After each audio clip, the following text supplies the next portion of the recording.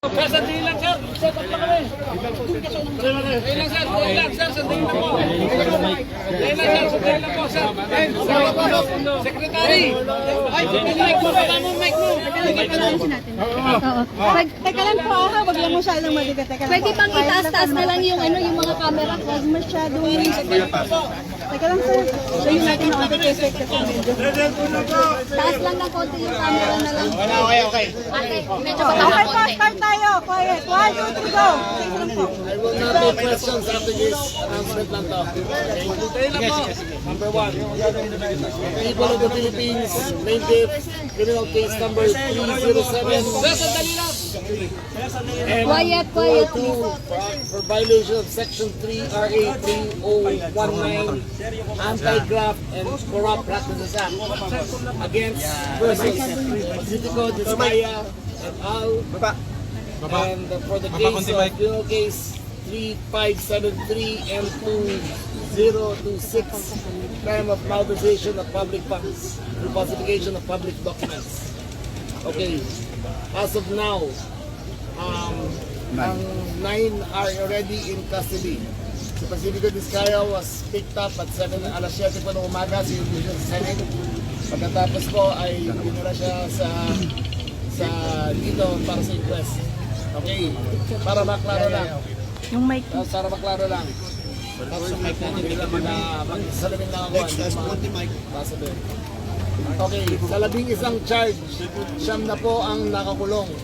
Yung dalawa po ay at large. Dalawa po ay dinala dito. Siyam po ay nasa Quezon City, New Quezon City Jail at sa female dormitory ng Quezon City rin.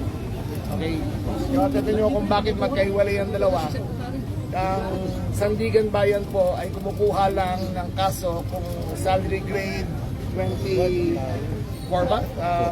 May salary grade silang pwede at itong mga dito ay below the salary grade. Ang nakakulong na po.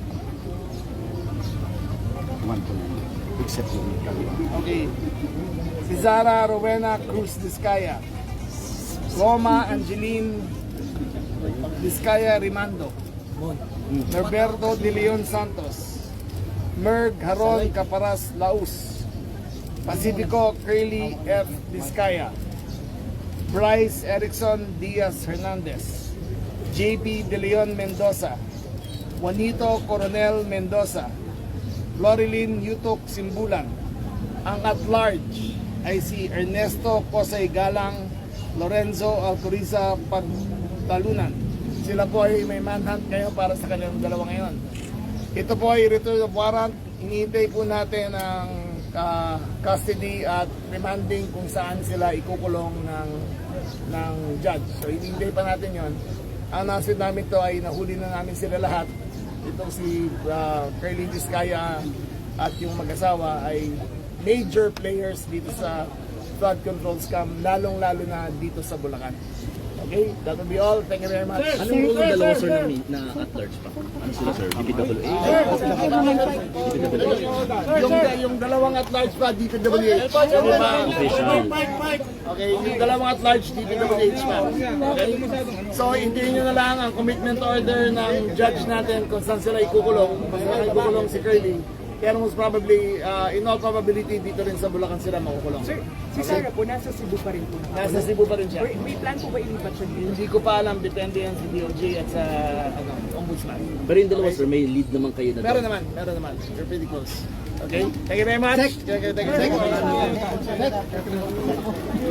you.